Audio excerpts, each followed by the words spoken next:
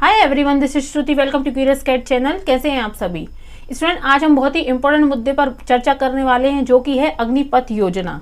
जी हाँ, अग्निपथ योजना हमारे देश का एक बहुत ही चर्चित मुद्दा है, बहुत ही चर्चित योजना है, जिसको लेकर कई राज्यों में दंगे भी छिड़े हैं। तो आज इसी विषय पर मैं आपके सामने पूरा डिटेल में सेशन लेके आई हूँ। देखिए, अग्निपथ योजना के अंतर्गत आज मैं आपको बताऊंगी कि क्या क्या हम चर्चा करने वाले हैं, किन किन डायमेंशंस को अग्निपथ योजना में कवर करेंगे। ये पूरी चीजें मैं आपको डिटेल में बताऊंगी।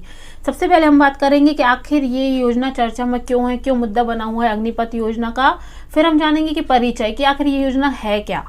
फिर हम जानेंगे ऐसे अन्य देशों के बारे में कि ऐसी कौन सी कंट्रीज है जहां योजना ऑलरेडी चलाई जा रही है, पहले से लागू की गई है। हमारा भारत देश ऐसा पहला देश नहीं है जहां इस तरीके की जो योजना है वो चलाई गई हो, है ना। ऐसे और भी कंट्रीज हैं जहां इस तरीके के डिसीजंस लिए गए हैं। ठीक, फिर जानेंगे कि पात्रता और मापदंड, आखिर इस योजना के द्वारा या इस योजना के अंतर्गत क्या क्या मापदंड रखे गए हैं कि जो सेना में भर्ती होंगे उनके लिए क्या क्या क्वालिफिकेशन होना चाहिए, वो उन मापदंडों को पूरा करते हैं तभी वो इस योजना के अंतर्गत सेना में भर्ती हो सकते हैं। ठीक, फिर जानेंगे कि उद्देश्य, आखिर सरकार का पर्पस क्या है इस योजना को लाने में, क्या क्या हमारे देश को या हमारे देश की सेना को क्या क्या बेनिफिट्स हो सकते हैं, है ना। अग्निवीरों को मिलने वाला लाभ, इस योजना से क्या क्या लाभ होगा, इन सब के बारे में हम डिटेल में चर्चा करेंगे। ठीक, चलिए अग्निपथ योजना के अंतर्गत सबसे पहले हम जानेंगे कि आखिर ये योजना चर्चा में क्यों है। ठीक, देखिए, रक्षा मामलों की कैबिनेट कमेटी ने रक्षा बलों के लिए अग्निपथ भर्ती योजना की घोषणा की है और ये इस योजना की घोषणा की गई है 14 जून 2022। इस डेट को आप याद रखिएगा, 14 जून 2022 को ये घोषणा की गई थी और हमारे देश के रक्षा मंत्री श्री राजनाथ सिंह जी द्वारा ये घोषणा की गई है। आप ये देख सकते हैं, ये है राजनाथ सिंह जी, इनके द्वारा ये घोषणा की गई है। अब देखिए आखिर इस योजना में क्या प्रावधान है, क्या है। देखिए आखिर ये क्यों इतना मुद्दा बना हुआ है हमारे देश में चर्चा का।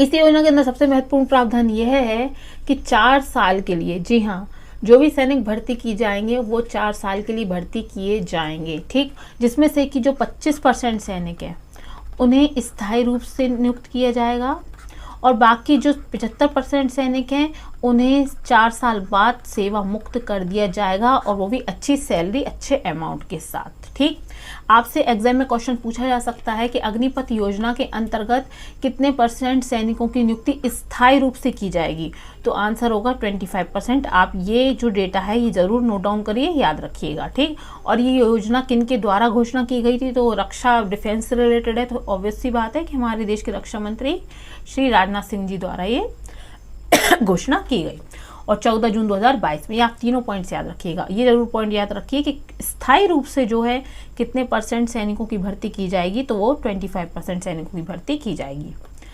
आगे देखते हैं कि इसके तहत जल सेना, थल सेना, वायुसेना तीनों में भर्ती की जाएगी। ठीक, अब देखिए, जब जल सेना, थल सेना और वायुसेना तीनों में भर्ती की जा रही है, इससे क्या होगा, हमारे देश का जो रक्षा बजट है उसमें कहीं ना कहीं लाभ होगा। क्यों? क्योंकि पहले जो भर्ती अलग अलग की जाती थी, अब वो एक साथ की जाएगी। किस योजना के अंतर्गत? अग्निपथ योजना के अंतर्गत, जिससे कि हमारा जो रक्षा बजट है उसमें जो अमाउंट है उसमें कमी आएगी, है ना, क्योंकि योजना तीनों सेनाओं की भर्ती एक साथ की जा रही है एक योजना के अंतर्गत। अब देखिए, ये हैं हमारे नौसेना प्रमुख श्री आर हरि कुमार, ये हैं श्री आर हरि कुमार, ये हैं हमारे थल सेना प्रमुख जनरल मनोज पांडे, और ये हैं हमारे वायुसेना प्रमुख VR चौधरी। आप इन तीनों के नाम याद रखिएगा, आपको एग्जाम में अब पूछा जा सकता है, क्योंकि ये करंट अफेयर का टॉपिक है। आपको इन तीनों में से किसी का भी नाम पूछा जा सकता है ना। ये श्री आर हरि कुमार, ये हैं जनरल मनोज पांडे, और ये है air marshal Shri VR Chaudhary. ठीक, चलिए नेक्स्ट देखते हैं आखिर ये योजना क्या है। अब इसका हम इंट्रोडक्शन और परिचय के बारे में चर्चा करेंगे। देखिए, अग्निपथ योजना भारतीय सेना की tour of duty entry scheme को दिया गया एक नया नाम है। ठीक, ये आपको नाम याद रखना है। किसको दिया गया एक नया नाम है? Tour of duty entry scheme को दिया गया एक नया नाम है। इसके अंतर्गत युवाओं को 4 साल की अवधि के लिए सशस्त्र बलों में सेवा करने की अनुमति दी जाएगी। जैसा कि मैं आपको बता चुकी हूँ कि जो सेना में भर्ती होंगे वो 4 साल के लिए होंगे और 25% जो सैनिक होंगे उनको 15 साल तक के लिए, मैंने कहा ना, स्थायी रूप से नियुक्त किया जाएगा। स्थायी रूप में भी कितने साल तक? जो 25% सैनिक होंगे उन्हें 15 साल तक के लिए नियुक्त किया जाएगा, है ना।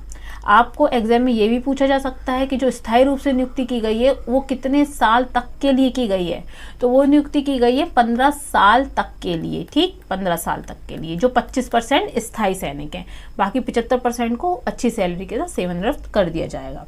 और सेना में शामिल युवाओं को क्या कहा गया है, अग्निवीर कहा गया है, ये भी आप याद रखिएगा। इस योजना के तहत हर साल लगभग 45 से 50 हजार सैनिकों की भर्ती की जाएगी, ठीक। आगे चर्चा करने वाला विषय ये है कि ऐसी आखिर कौन सी कंट्रीज हैं जहां पहले से ये योजना चलाई गई है। हमारा भारत देश ऐसा पहला देश नहीं है जहां इस तरीके के डिसीजंस लिए गए हों। ऐसी और भी कंट्रीज हैं जहां ये योजना चलाई जा रही हैं। देखते हैं, Israel, Bermuda, Brazil, Cyprus, Greek, Iran, उत्तर कोरिया, दक्षिण कोरिया, मैक्सिको, रूस, सिंगापुर, स्विट्जरलैंड, थाईलैंड, टर्की और संयुक्त अरब अमीरात, ठीक। अब ये वो कंट्रीज़ हैं जहां ऑलरेडी ये योजना चलाई जा रही हैं, और ये वो कंट्रीज़ हैं जहां सेना में भर्ती कर होना संवैधानिक रूप से कंपलसरी है, बाध्यकारी है। जी हाँ, वहाँ के जो सिटीजन्स हैं वहाँ संवैधानिक रूप से ये बाध्यकारी है कि आपको सेना में भर्ती होना पड़ेगा। लेकिन भारत में ऐसा प्रावधान संवैधानिक रूप से नहीं है, कंपलसरी नहीं है कि आपको सेना में भर्ती होना ही होना है। लेकिन ये ऐसी कंट्रीज हैं जहां संवैधानिक रूप से ये प्रावधान है कि आपको सेना में भर्ती होना बाध्यकारी है, ठीक है। ये पॉइंट बहुत इंपॉर्टेंट है जो मैंने अभी आपको बताया है। चलिए अब देखते हैं नेक्स्ट क्या है। नेक्स्ट बात करते हैं आखिर इसमें क्या क्या पात्रता है और क्या क्या मापदंड है। देखिए, पात्रता और मापदंड में देखते हैं, यह योजना अधिकारी रैंक के नीचे लोगों के लिए शुरू की गई है, ठीक। और कमीशन अधिकारी जो हैं सेना के उच्चतम अधिकारी होते हैं। अब ये जो कमीशन अधिकारी है ना, हमारी भारतीय सशस्त्र बल जो है उसमें एक विशेष रैंक के अधिकारी हैं। कौन? कमीशन अधिकारी हमारी भारतीय सशस्त्र बल के विशेष रैंक के अधिकारी हैं। और कमीशन अधिकारी को राष्ट्रपति की संप्रभु शक्ति के द्वारा कमीशन किया जाता है। किनके? राष्ट्रपति की संप्रभु जो शक्ति है उसके द्वारा इन अधिकारियों को कमीशन किया जाता है, इन अधिकारियों को नियुक्त किया जाता है। अब देखिए, इसमें जो है 17.5 साल से 21 साल के उम्मीदवार आवेदन भरने के पात्र होंगे। ये आपसे एग्जाम में पूछा जा सकता है कि इसमें जो आयु है वो एज लिमिट कितनी रखी गई है, वो रखी गई है 17.5 साल से 21 साल तक, ठीक। अब ऐसा क्यों किया गया है? जो हमारे देश की एवरेज एज है सेना भर्ती की, उसको कम करने के लिए ऐसा किया गया है। एट प्रेजेंट जो हमारे देश की एट प्रेजेंट जो एवरेज एज है ना, वो कितनी है एट प्रेजेंट वर्तमान में? वो है 32 साल, ठीक। जो सैनिक भर्ती होते हैं उनकी एवरेज एज अभी जो है फिलहाल वो है 32 साल। लेकिन अब इस योजना के अंतर्गत जो एवरेज एज कम करने का प्रावधान किया जा रहा है वो किया जा रहा है कम से कम 26 साल। अब कितनी होगी? 26 साल, ऐसा इस योजना के अंतर्गत किया जा रहा है, ठीक। कोशिश रहेगी कि 26 साल हो सके, इसलिए इस योजना के अंतर्गत 17.5 साल से 21 साल के लोगों जो होंगे आवेदन भरने के पात्र होंगे। अब संबंधित सेवा अधिनियम और विनिमय के तहत अग्निवीरों का नामांकन किया जाएगा, ठीक। ये था इस योजना का पूरा मापदंड, पूरी पात्रता, क्या क्या चीजें कंपलसरी हैं आपको अग्निपथ योजना में शामिल होने के लिए, ठीक है। अब नेक्स्ट चर्चा करते हैं कि आखिर ये इस योजना का उद्देश्य क्या है। देश की सेना की औसत उम्र कम करना, जैसे कि मैं आपको बता चुकी हूँ, वो है वर्तमान में जो औसत उम्र है वो है 32 साल। अब इस योजना के द्वारा उम्र को कम करने का, औसत उम्र को कम करने का प्रयास किया जा रहा है, जो कि 26 साल रखी गई है, ठीक है। आपसे ये भी एग्जाम में पूछा जा सकता है कि अब जो औसत उम्र है वो कितने करने का प्रयास किया जा रहा है, तो वो करने का प्रयास किया जा रहा है 26 साल और एट प्रेजेंट वर्तमान में है 32 साल। रक्षा बलों में होने वाले खर्चों को कम करने का प्रयास करना। देखिए, अब इस योजना का उद्देश्य ये है कि मेन उद्देश्य तो यही है कि रक्षा बलों में जो खर्चा हो रहा है, जो सरकार का बजट है, उसको कम किया जाए। तो अब क्या होगा?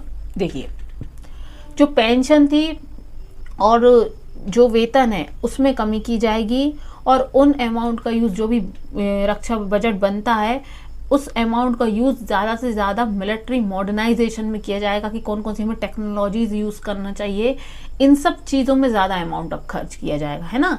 बजाय किस चीज़ के? पेंशन और सैलरी के ज़्यादातर अमाउंट मिलिट्री मॉडर्नाइजेशन में किया जाएगा। ठीक, ये पॉइंट बहुत इंपॉर्टेंट है। सशस्त्र बलों की युवा छवि को बढ़ाना ताकि वो जोखिम लेने की बेहतर क्षमता के साथ सर्वश्रेष्ठ युद्ध कौशल से परिपूर्ण हों। देखिए, जैसे कि उनको इस योग्य बनाना कि जब भी कोई जोखिम आता है उनमें ऐसा स्किल डेवलप करना कि वो उन चीज़ों को फेस कर सकें, उन जोखिम को उठा सकें। ये इस योजना का पर्पस है। ठीक, यह योजना देश की सेवा करने के इच्छुक युवाओं को देश की सेवा करने का अवसर प्रदान करेगी। अब देखिए, इसमें क्या है कि इसमें कंपल्सरी नहीं कि आपको जीवन भर सेना में भर्ती रहना है। इस योजना से उन युवाओं को भी अवसर मिलेगा जो देश की सेवा करना चाहते हैं, कुछ समय के लिए सेवा करना चाहते हैं, तो उन युवाओं के लिए भी ये जो डोर हैं अपने देश की सेवा करने के लिए ओपन कर दिए गए हैं। इसलिए ये योजना हमारे देश के लिए एक बहुत ही बेहतरीन योजना है ना। देखिए, एंड में बात करते हैं अग्निवीरों को क्या लाभ होगा। आखिर इस योजना को जो सरकार द्वारा स्टार्ट किया जा रहा है, इससे क्या क्या लाभ होने वाला है। इस योजना के तहत सेवा के 4 साल पूरे होने पर 11.71 लाख 11.71 लाख रुपए की सेवा निधि एक मुश्त दी जाएगी। जैसे कि मैंने आपको बताया है कि 25% सैनिक जो स्थायी रूप से नियुक्त किए जाएंगे, लेकिन जो बचे 75% जो सैनिक होंगे ना अस्थायी रूप से, जिन्हें सेवा मुक्त किया जाएगा, उन्हें कितना अमाउंट दिया जाएगा एंड में 11.71 लाख 11.71 लाख का अमाउंट दिया जाएगा। आप ये अमाउंट याद रखिए, आपसे एग्जाम में पूछा जा सकता है कि 4 साल बाद सेवा मुक्त होने वाले सैनिक हैं उन्हें कितना अमाउंट दिया जाएगा। तो उन्हें कितना अमाउंट दिया जा रहा है 11.71 लाख। ठीक, और उन्हें 4 साल के लिए 48 लाख रुपए का जीवन बीमा। अब जीवन बीमा का जो प्रावधान है ये सभी के लिए, जीवन बीमा का प्रावधान कितना है 48 लाख रुपए का। ये भी सारे जो मैं आपके लिए पॉइंट्स लेकर आई हूँ ना, ये पूरा मैं एग्जाम के पॉइंट ऑफ व्यू से लेकर आई हूँ कि जिससे कि आपका कोई भी पॉइंट छूटे ना, आपसे एग्जाम में कोई भी क्वेश्चन पूछा जा सकता है। यदि किसी सैनिक की मृत्यु हो जाती है तो भुगतान न किए गए कार्यकाल के लिए वेतन के साथ 1 करोड़ रुपए से अधिक की राशि दी जाएगी। ये सारे अमाउंट जो हैं आपको पूछे जा सकते हैं इस तरह के क्वेश्चन। जो सैनिक 4 साल बाद सेना छोड़ देंगे उन्हें स्किल सर्टिफिकेट, जैसे मैंने आपको बताया था कि जो सैनिक 75% अस्थायी रूप से नियुक्त हो रहे हैं और 25% है जिनकी नियुक्ति किस रूप में की जा रही, स्थायी रूप में की जा रही, और उनको 15 साल तक के लिए नियुक्त किया जाएगा जो स्थायी सैनिक हैं। लेकिन जो अस्थायी सैनिक है जिन्हें जो 75% बचे थे, उनको क्या किया जाएगा, उनके लिए स्किल सर्टिफिकेट दिया जाएगा और ब्रिज कोर्स प्रदान किए जाएंगे। ठीक है, ये आपको इंपॉर्टेंट पॉइंट है, याद रखना है कि आगे चल के उनको वो कुछ रोजगार मिल सके। गवर्नमेंट ऐसे ही नहीं छोड़ेगी कि आपको बस 4 साल के लिए भर्ती कर दिया और उसके बाद ठीक आप अपना अमाउंट लीजिए जाइए, नहीं, ऐसा नहीं है। उनको बाकायदा स्किल सर्टिफिकेट दिया जा रहा है, ब्रिज कोर्सेज प्रदान किए जाएंगे उनके लिए। और जब वो 4 साल बाद इस योजना के बाद जब आएंगे सेवा मुक्त होके, तो वो एक बहुत ही डिसिप्लिन पर्सन के रूप में आएंगे। उनको आगे जीवन जो भी उनको जीना है, जो भी व्यतीत करना है, वो बहुत डिसिप्लिन के साथ व्यतीत कर सके। इन 4 सालों में वो बहुत कुछ सीखेंगे। इसलिए यह योजना हमारी कंट्री के लिए एक बहुत ही अच्छी योजना है। और सबसे इम्पोर्टेंट बात यह है कि हमारा जो रक्षा बजट है इसमें बहुत मतलब कमी आएगी, जो भी अमाउंट है सरकार का वो कम होगा। इसलिए ये हमारे देश के लिए एक बेहतरीन योजना के रूप में आई है। ठीक, तो चलिए देखिए, आज मैंने आपको अग्निवीर योजना के बारे में पूरे डिटेल में बता दिए, सारे इसके डायमेंशंस कवर करा दिए हैं। ठीक, इससे बाहर आपको कोई क्वेश्चन इस योजना के अंतर्गत नहीं बनेगा। चर्चा में क्यों है, इसका क्या आखिर ये योजना क्या है, कौन सी कंट्रीज है जहाँ ये इस तरीके की योजना स्टार्ट की गई थी, है ना, पात्रता और मापदंड क्या है, क्या मतलब इसकी क्वालिफिकेशन है, क्या क्या चीज़ें इसमें कंप्लीट होना चाहिए कि आप सेना में भर्ती हो सकते हैं। अब इसका पर्पस क्या है, आखिर सरकार क्यों योजना लेकर आई है, और अग्निवीरों को इससे क्या लाभ होंगे। अग्निवीर कौन है, जो 4 साल के लिए इस सेना में भर्ती हो रहे हैं, उन्हें अग्निवीर कहा गया है। ठीक, ये सारे जो क्रिस्प मैंने पूरा जो सेशन बनाया ना, पूरा क्रिस्प ही बनाया हुआ है, इसमें कुछ भी आपको एक्स्ट्रा नहीं है, सारे टू दी पॉइंट सेशन है। आपको इसमें से कोई ना कोई क्वेश्चन देखने को मिलेगा। ठीक है, तो क्यूरियस कैट चैनल को ज़्यादा लोगों तक पहुंचाइए और मेरे जो भी सेशन है आप उन्हें ज़रूर अटेंड कीजिएगा, चैनल को सब्सक्राइब कीजिएगा।